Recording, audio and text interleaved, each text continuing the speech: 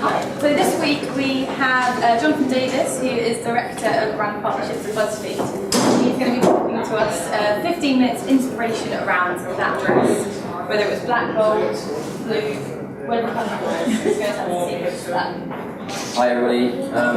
So I'm going to talk to you about the dress. I'm also going to give you a little bit of insight on a little bit on BuzzFeed and something about the art and science, how we got to the point of creating the dress. So hopefully most of you are aware of what we do and what we've been doing in the market. This is BuzzFeed Today. We're the fastest growing news and entertainment site in the world. We're about 200 million global uniques, about 35 million in Europe currently. 1 billion video views, so we're producing about 50 videos a week, 500 pieces of content a day, and interestingly, 75% of all of our traffic comes from social, which is one of the most fascinating things when it comes to talking about dress and success. And this is how we split. This is how the landscape of BuzzFeed has moved and changed. It was the top left you see BuzzFeed Buzz, so the funny stuff, things we all know and love. And actually more and more we've got BuzzFeed Motion Pictures, which is a 4-acre site in LA. We've got about 170 people creating content out there. We're working with Michael Schamberg, who's the producer of Django Unchained and Pulp Fiction, now works for BuzzFeed, helping to move this kind of content model on in Hollywood. BuzzFeed Live, which is kind of tips, hacks, tricks, and BuzzFeed News, which I find is the most interesting thing, and actually we're starting to break stories. We've got Pulitzer Prize-winning writers now, big news operation here in London, actually taking on the traditional media publishers that we all know. So this is kind of stuff that we all remember. This is funny stuff that BuzzFeed produces, the content that's curated from the web. So 34 gifts that sum up your first sexual experience. Girls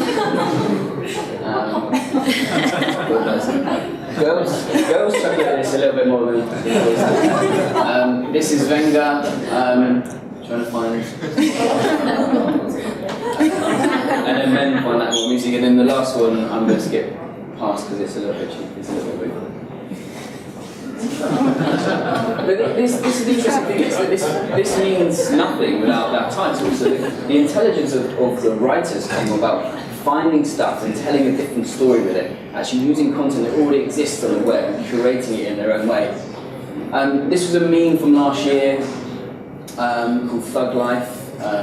This is 11 moments when you realise you're dealing with a true thug. Can't tie your shoes? Can't tie my shoes, but I can fuck your dick.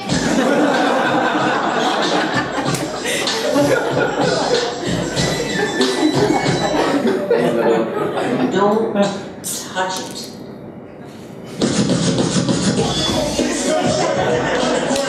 So we started this is the origination of memes, participatory mass media. Actually, Thug Life is now a mass media conversation and actually originated in the social web. But this is what many organisations are all about, this board at work network. This was Nigel Mills, Tory MP last year, caught playing Candy Crush in the House of Commons. Kind of proving it, everyone does this. We're all partying, we all take breaks in life. And if the board at work network would be the biggest network in the world if it existed in one place. So really interesting the actual behaviour that's taking place. But more and more, the actual consumption of news, the way news is being reported and the way we're evolving so rapidly and telling stories. So we're now over 25 million uniques just on BuzzFeed News. We've interviewed Barack Obama, we had a David Cameron interview before the election. Now, David Cameron would never have taken an interview with traditional publishers because it judged him politically. BuzzFeed, despite the fact it's only 8 years old, didn't do that. So really watch this space, the way BuzzFeed's moving, this is going to be a much more dominant part of the site and what you're seeing in your socials. And this is an example of it. Most traditional publishers are listening to The Wire. They've got all the same reports coming into their businesses, but they're not looking elsewhere. So this was a Russian soldier. At the time, Russia were denying they were inside the Ukraine borders to the UN, and actually this Russian soldier was taking pictures on Instagram and geotargeting himself within inside the Ukraine. So proving that they were, and especially around where MH17 was shot down. So since then, obviously Russia had to come out and say, yes, we are in Ukraine, and this Russian soldier then got sacked, and we're pretty sure no one's seen him since. So this is kind of it. This is why I wanted to talk about the art and science, why people share, why this content has become so good. Is it's identity based. So when we create content, when we create branded content, we look at three things. We look at identity. Why do people share identity? Because they can identify with things. It tells stories about where they're from and what they like and what they do. So what we're seeing is actually the trend in people tagging each other in Facebook posts. It's not necessarily about mass sharing anymore. It's actually that kind of unique tagging. Information content is also a huge driver of sharing. So simple tips and hacks that cross many borders. They don't just sit on Facebook or Twitter. They actually move into Pinterest, and they're different by platform.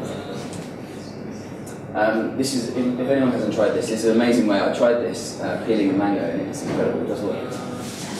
Emotion as well. Emotion is an amazing story. We share things that we empathise with, and it tells a story about us. It shows that we're nice people, but actually emotion is an incredible driver.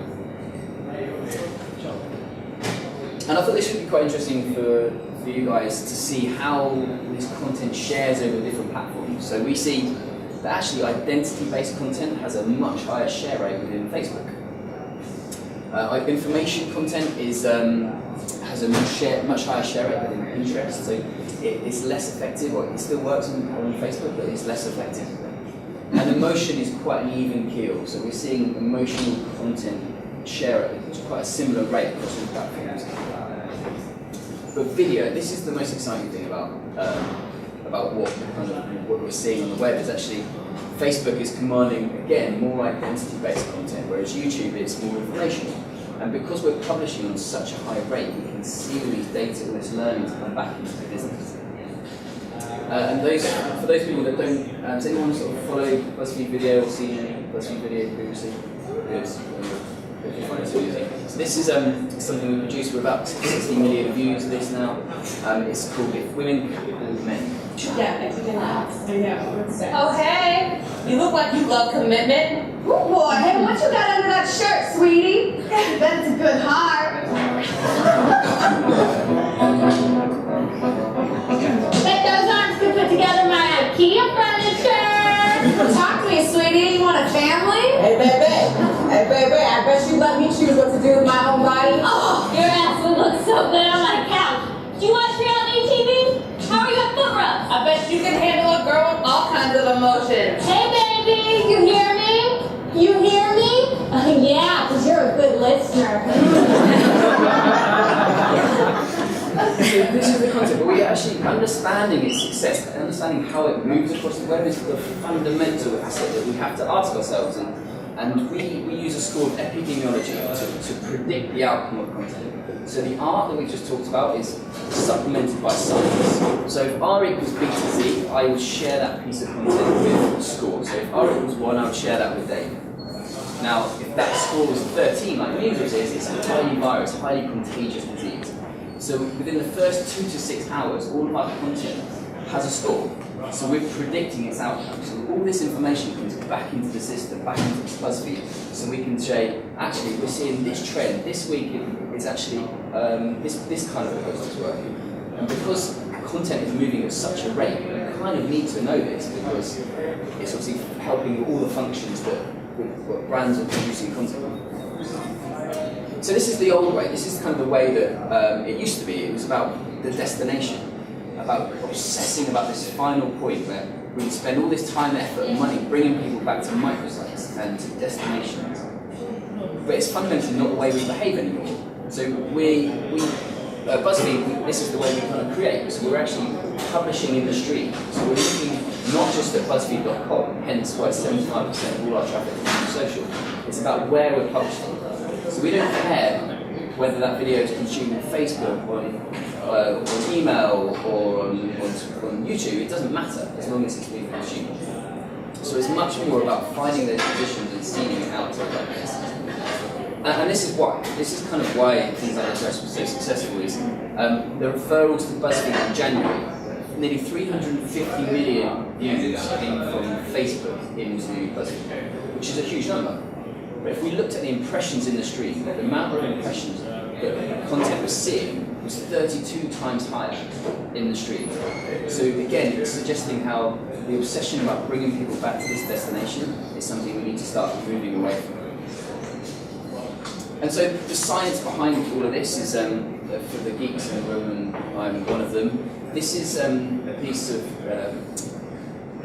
technology that we've been developing called Pound, and it stands for the Process of Optimization and Understanding Network Diffusion. So it's a project we've been working on for about 2 years. And interestingly, most analytics tools are very linear, so you don't get the ability to understand cross-pollination between platforms. So when you get data from Facebook, you're getting one angle, whereas in reality, it's much more like a tree structure. So we're sharing across platforms at a higher rate.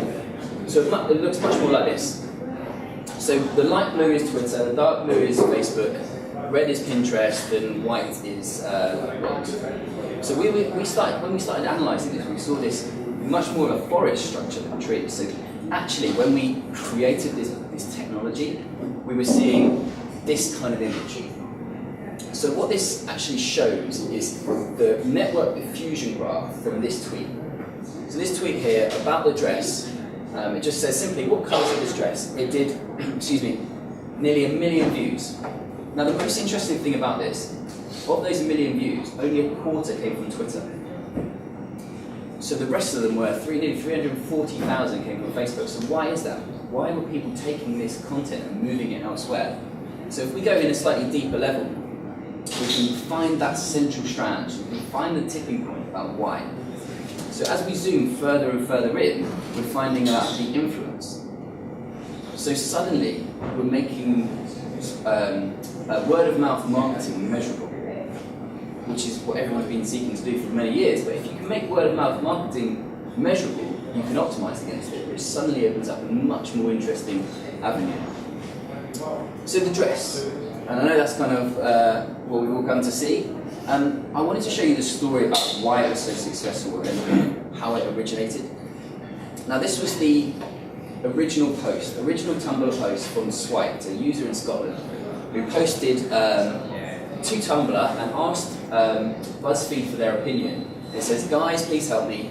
Is this dress white and gold or blue and black? Me and my friends can't read it and we're freaking the fuck out. So, what you have here is Swiped on the left-hand side, and you have one of BuzzFeed's journalists based in New York called Kate on the right. So pretty instantly, once this Tumblr post was asked, we did this. We created a piece of content, really simple poll. And it was simple as, what colours are this dress? Let's settle this. So it's an instant poll. So we knew that this would be successful. And the reason it would be successful is because it didn't have an answer. So when we create content, actually having content that isn't just right, having quiz responses that aren't necessarily what everyone agrees with, is sometimes the most powerful thing because they actively share it because they disagree with it. So in 24 hours later, this post had 28 million views and had 4 million votes in such a short space of time. But one of the best things about it is that something so benign and simple became mass media within 24 hours. So this was the BBC talking about it. White and gold. That's what I see. Yeah. No way, that's black and blue. No way. Yeah, definitely white and gold. And it wasn't just the streets that had been talking about the dress. This shows the world's internet traffic, the white areas, the number of people discussing. So kind of incredible. This was kind of the popular. This is again a huge driver because people weren't agreeing, and you had Kanye and Kim arguing one side and the other. You had Taylor Swift, Justin Bieber actually continuing this story at such a rate that it brought everyone into this conversation. And clearly memes popped up about it. You have on the left, this dress broke my brain. On the right, I don't even know what colour my favourite Power Ranger is now, the dress. But actually one of the greatest successes that we're finding with content is how quickly you can translate this content. So suddenly social's breaking down every barrier that we ever knew, that when you're publishing in the UK, you used to stay in the confines of this design. Whereas social's stopping that. So we translated instantly into sort of about 5-6 languages, and this is how it moved across the web from our analytics. So just that translation allowed this content to move really, really quickly. And then the proliferation of content is not just about that story. Suddenly we started reporting on it. So we had our news team talking about people that were at the wedding, asking, the dress is blue and black, says the person who, says the girl who saw it in person. You've got our science team looking at why. You've got why are these people seeing different dresses and different colours in that damn dress. And then the popular culture. Taylor Swift has spoken and says the dress is black and blue. So kind of this movement of actual content proliferation, again, allowed for the success. So in the space of about 48 hours, we produced 40 different posts, 52 million views. I think it touched about 280 countries across the world. So an amazing growth of this one simple question. But one of the most interesting things is, and what we urge brands to think about, is that this lasted about 3 days.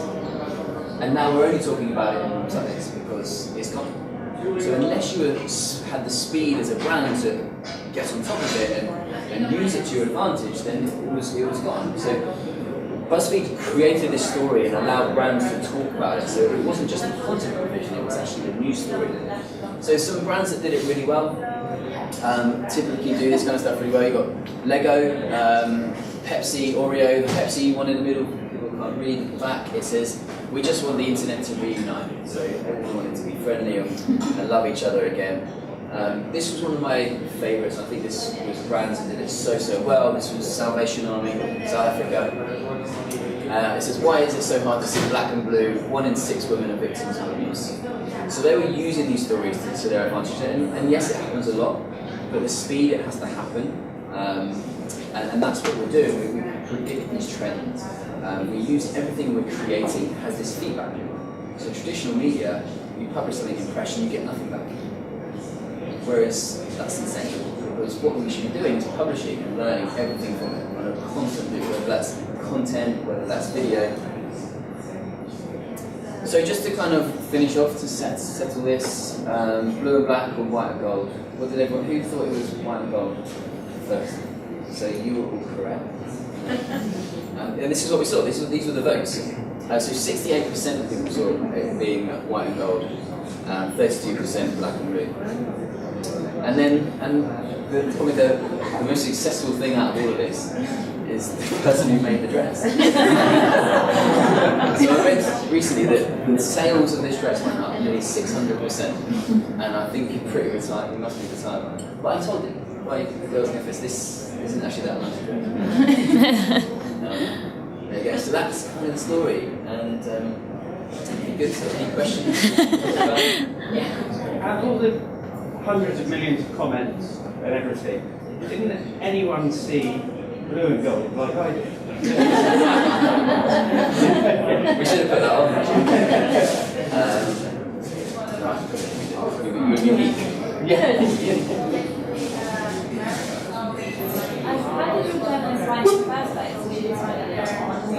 So yeah, post we've got a thing called an ask box.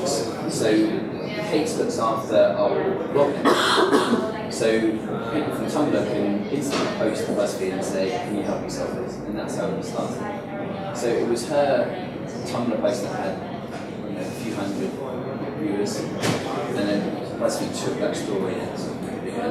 And that's called a success, that no one else has that functions or technology to take stories from this kind of huge network where it is actually make them nice.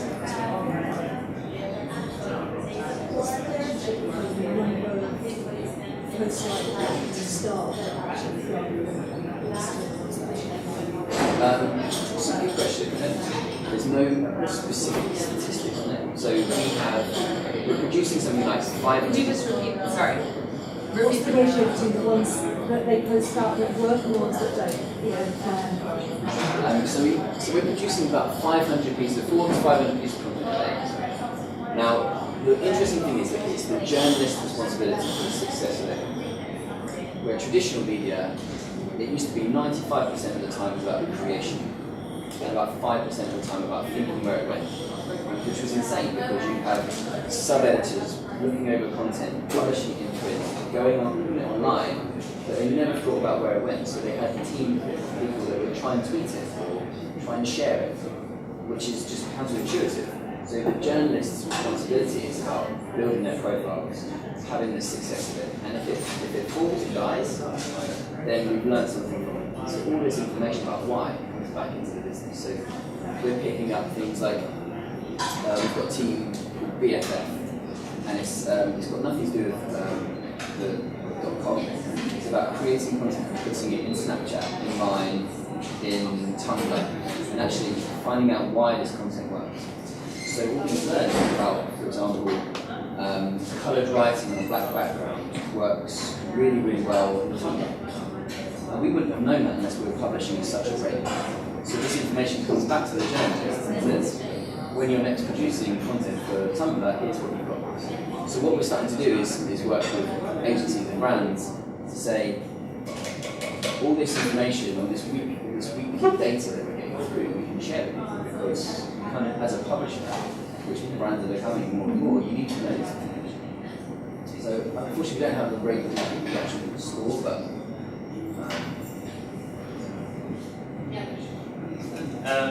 so Facebook's just released a new feature called Instant Adults. How big an impact do you think it's going to make to your business? Yeah, have you seen it? Yeah. So BuzzFeed, for those people don't know, one of the first publishers along with the New York Times and National Geographic to publish instant articles in the US. And I think it's going to be a really big impact because Facebook want quality content on the site. And they're seeing us as a real future for them, for the site, for the stickiness of the site. They want people spending longer time there.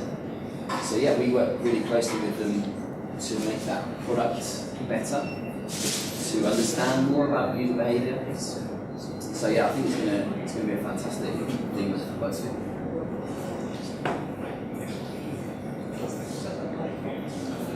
Great, is that?